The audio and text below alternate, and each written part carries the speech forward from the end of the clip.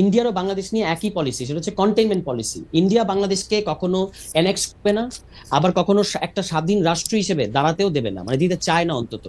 এই কারণেই যেহেতু এবার অভ্যুত্থানের পরে ইন্ডিয়ান হেজিমনি এখানে বা ইন্ডিয়ার লাগামটা জায়গায় জায়গায় নাক গলানো, এটা বন্ধ হচ্ছে বলে ইন্ডিয়া টের পাচ্ছে। এ কারণে কিন্তু তার এই সিজোফ্রেনিক আচরণ, তার মিডিয়া থেকে শুরু করে স্টেট লেভেল পর্যন্ত। আমার এবং এটা আমি আমি জি আম- আমি একটু আপনাকে থামাতে হচ্ছে যে আমরা আসলে চ্যানেল 24 তাদের টপ অফ দ্য আওয়ার নিউজের জন্য, চ্যানেল 24 যেটা এটা দেখাচ্ছিল তাদের টপ অফ দ্য আওয়ার নিউজের জন্য তারা চলে যাবে। আমরা একটু আপনাদের সঙ্গে আবার একটু থাকবো। আপনি সো চ্যানেল 24 চলে গেলেও আমরা একটু বেশি সময় একটু লম্বা করবো আর কি ব্যাপারটা। জনাব সারাত তুষার, আমি দুইটা বিষয় একটু বুঝতে চাই। প্রথম কথা হচ্ছে সংস্কার বা অন্য কোনো কিছু নিয়ে আপনার সাথে আমার মানে যে তর্ক বা মতভিন্নতা, সেটাকে আমি আসলে ওইভাবে দেখতে চাই না, কারণ আমার কাজই প্রশ্ন করি বলেই হচ্ছে যে এটা আমার রুটি রুজির সাথে একটা সম্পর্কিত। এটার সাথে আপনারা যারা রাজনীতিবিদ বা সমাজ সংস্কারক তার সাথে এটার আলাদা করে কোনো নেই। তরুণদের নেতৃত্বের কথা আপনি বলছিলেন যে তরুণদের নেতৃত্ব অনেকদের পছন্দ হচ্ছে না, আমি এই কথাটা খুব ডিফার করি। আমার কাছে মনে হয় যে বাংলাদেশের সব কয়টা জায়গায় যদি 25 বছর বয়সে প্রেসিডেন্ট, 27 বছর বয়সে প্রধানমন্ত্রী, 29 বা 30-এর আগে যদি তারা রিটায়ার্ড হয়ে যায়, আমার কোনো আপত্তি নাই। আমার কথা হচ্ছে তারা নির্বাচনের মাধ্যমে, এই তরুণরা যারা এখন ক্ষমতায় আছেন তারা নিজেদের ট্রাই করবেন কিনা যে তারা নির্বাচনের মাধ্যমে ক্ষমতা আসতে পারেন কিনা। ওকে, শুড আই রেসপন্স? জি জি জি, আপনার জন্যই। ওকে, মানে কেউ তো আমরা নির্বাচনের বিরোধিতা করি নাই, আমরা রাজনৈতিক দল করছি কারণ আমরা নির্বাচনে মানে ফাইট করব, তাই তো। নির্বাচন মানে যেভাবে আমি আপনাকে বলেছি, আপনি ইট ইজ নাথিং পার্সোনাল, আশা করি আপনি বুঝবেন যে আপনাকে আমি বলছি যে আপনি কেন এটা বিরোধিতা করছেন, ব্যাপারটা এরকম না। কথা প্রসঙ্গে আমি বলেছি, আমি ওভারঅল দেখতে পাচ্ছি বিশেষত পলিটিক্যাল সার্কেলগুলোতে, রাজনৈতিক দলগুলোতে, তারা হচ্ছে যে তরুণরা যে এখন একটা রাজনীতি করতে চাচ্ছে, তরুণরা যে দেশের বিষয়ে মতামত দিচ্ছে, এটা তারা পছন্দ করছে না।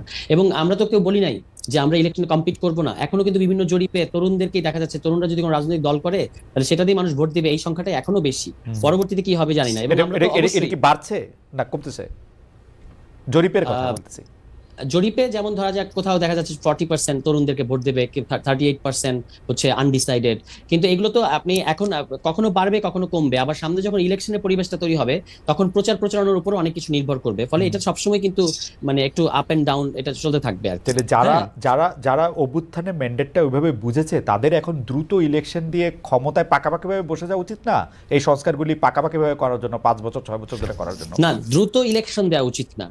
সময় নিয়ে, মানে সময় মানে সেটা আবার অনন্তকাল না, একটা নির্দিষ্ট পরিমাণ যৌক্তিক সময় নিয়ে কিছু আনফিনিশড কাজ আছে সেগুলো শেষ করা উচিত, শেষ করার মধ্যে দিয়ে একটা নির্বাচন দেওয়া উচিত। ওকে। যেন যেন কেন এটা দরকারটা হচ্ছে এই কারণে, যেন কেউ ইলেকশনে এর মধ্য দিয়ে ক্ষমতা এসে আবার অনেক দিন পর্যন্ত মানে আনইলেক্টেড ক্ষমতায় থাকার জন্য চেষ্টা না করতে পারে।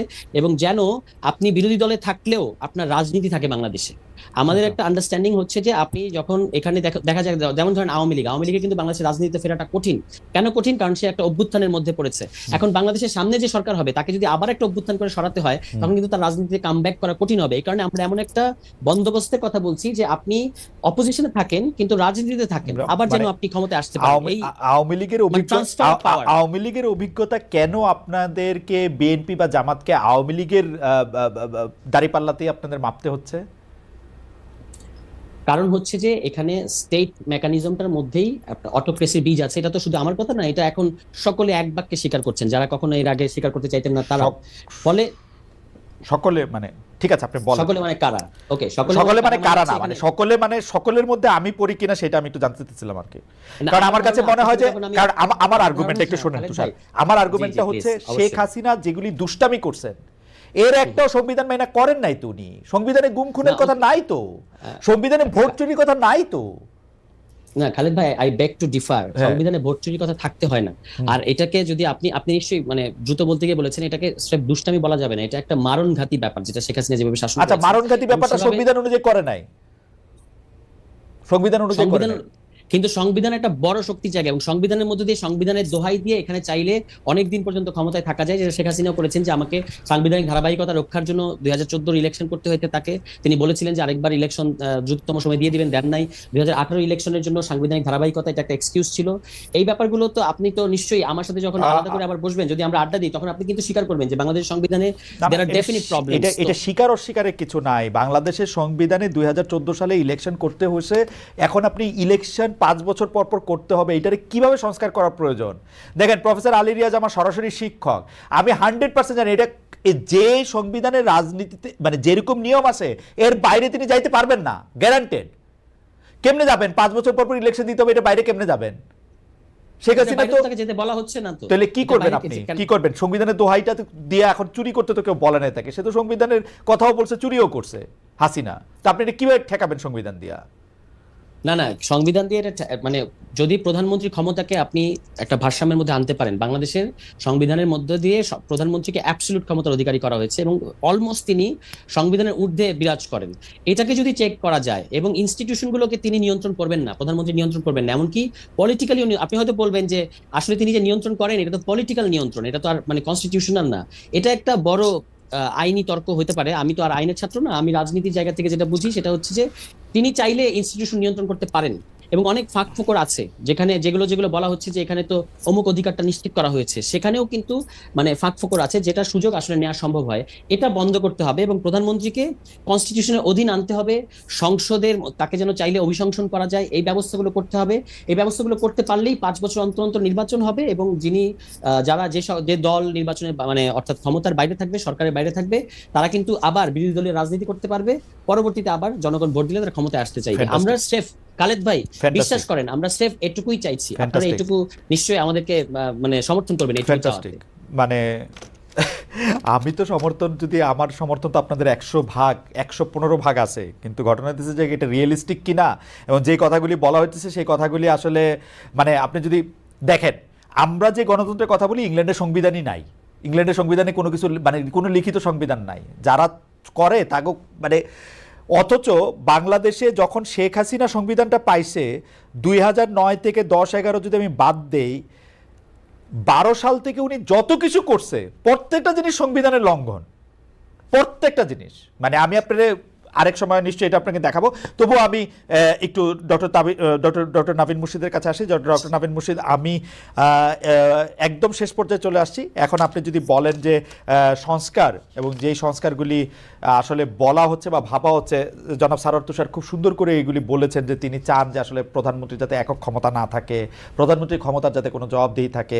আসলে বাংলাদেশে নির্বাহী বিভাগ, বিচার বিভাগ এবং শাসন বিভাগের মধ্যে দুটি বিভাগের ক্ষমতা যখন একজনের হাতে তুলে দেওয়া হয় এবং যখন এটা কালেকটিভলি উনি কারো কাছে এটা দায়ী থাকেন না, তখন তার পক্ষে একটা ফেসিস্ট হয়ে ওটা সহজ হয়। এই কথাগুলির প্রেক্ষিতে আপনার একটু মন্তব্য শুনতে চাই। আমি এই কথাগুলির সাথে একমত সারোয়ার। ডক্টর মুর্শিদ জি, আসলে এটা আসলে অনেক বড় আলাপ। সাংবিধানিক যখন কোনো পরিবর্তন আনতে হবে, এটা মানে ন্যায্য ভাবেই এটা অনেক সময় নিয়ে একটা কাজ করতে হবে। যেমন তেমন করে এই যে 3 মাসে হয়ে গেল, 4 মাসে হয়ে গেল, টাস্ক ফোর্স কায়দায় হয়ে গেল, সেটা আসলে ঠিক হয়তো হবে না, কারণ এটা তো আসলে খুব গুরুত্বপূর্ণ একটা ডকুমেন্ট। এবং এখানে চ্যালেঞ্জটা আমি আসলে বলবো কি, যে আপনি যেটা আগেও ইঙ্গিত করেছেন, লিজিটিমেসির, ক্রেডিবিলিটি।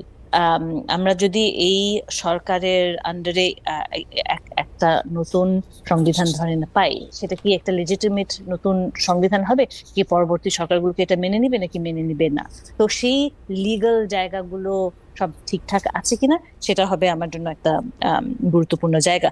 কারণ আপনি এটাও ঠিক যে সংবিধান যে ঠিক মতো মানা হচ্ছিল সেটা তো একেবারেই না, মানে একেবারে বিসমিল্লাহতেই তো আমরা দেখি, তাই না? আমাদের যে কি 4 pillars, nationalism, socialism, democracy, secularism, এর মধ্যে একটাও কি আমরা মেনেছি গত 53 বছরে? তা তো মানিনি, তাই না? তো সংবিধান থাকলে যে খুব ভালো হবে, না থাকলেই হবে না, এটা রিফর্ম করতে পারলে এটা আমাদের সমস্যার সমাধান হয়ে যাবে, সেটা না। আমরা যদি রিফর্মটা করতেও পারি, সেটা যদি ক্রেডিবল হয়ও, এটা যদি খুব সুন্দর একটা সংবিধানও হয়, এটা এমনও হতে পারে যে অন পেপার খুব সুন্দর একটা সংবিধান, যেটা নানান ধরনের সেপারেশন অফ পাওয়ার্স আছে, যা যা আমরা চাই সেগুলো আছে, ফ্যাসিস্ট সরকারকে আসতে দিবে না, কিন্তু ইন প্র্যাকটিস ডিফ্যাক্টোর জায়গায় আমরা দেখছি যে আসলে এই ক্ষমতায়নটা হয়ে যাচ্ছে, এই প্রধানমন্ত্রীর চেয়েরই সব ক্ষমতা যে হাজির হচ্ছে। এবং এটা বোঝার জন্য কিন্তু আমাদের একটু অন্যান্য জিনিসগুলো একটু চিন্তা করতে হবে, এবং এই জন্য আমি বলছি এটা আসলে একটা সময়ের ব্যাপার, কারণ এটা একটা ডেলিবারেটিভ ডেমোক্রেসি জায়গা থেকে। কিন্তু ডক্টর মুর্শিদ, এই সরকারকে তো আসলে এই সরকার তো কেবল একটা ওই যে বিচারপতি হাইবুর রহমান, বিচারপতি লতিফুর রহমান, জাস্টিস শাহাবুদ্দিন আহমেদ, এই সরকারদের মতো একটা আচরণ করতে পারে না যে আমি একটা ইলেকশন দিয়া পরবর্তী এই রিলের সরকারটা আমি আরেকজনের হাতে তুলে দিয়ে গেলাম, ওই সরকারের তো নিজেরা একটা দায়িত্ব তো অনুভব করবে, তাই না? মানে কিছু একটা তো তার করতে হবে। এইটা যদি সে যদি এই সংস্কারগুলি না করে, তাহলে আর মানে এই মাঝখানের এই পিরিয়ডটা আসলে কি মানে তৈরি করলো এই জুলাই আগস্ট? এটাও তো সারোয়ারদের যে বক্তব্য, এটাও তো ঠিক আসলে। এখন আপনাকে কয়েকটা জিনিস আসলে জনগণের থেকে নিতে হবে, যে প্রথম হচ্ছে সময়, কতখানি সময়ে জনগণ দিতে রাজি, এবং সেই জায়গা থেকে প্র্যাগম্যাটিক্যালি চিন্তা করতে হবে সংবিধান সংস্কার কি আসলে 3, 6, 1 বছর কতদিনে হবে। হ্যাঁ, এটা এটা বুঝতে হবে, কারণ এটা খুবই আসলে গুরুত্বপূর্ণ। এখানে অনেকগুলো প্রশ্ন চলে আসে যে আমরা যেমন কেন আমরা এই ধরনের ক্ষমতায়ন দেখি, কারণ আমরা একটা মেজরিটেরিয়ান সিস্টেমে আছি। এই সিস্টেমে আসলে এটার স্ট্রাকচারটাই এমন যে দুটা দল প্রাধান্য পাবে। এখন যখন এটা একটা 2 পার্টি সিস্টেম হয়ে যাওয়াটা অনিবার্য, এখন যখন 2 পার্টি সিস্টেমটা অনিবার্য হয়ে যায় তখন কি হয়, তার মানে স্ট্রাকচারালি এই জিনিসটা চলে আসে। তো তখন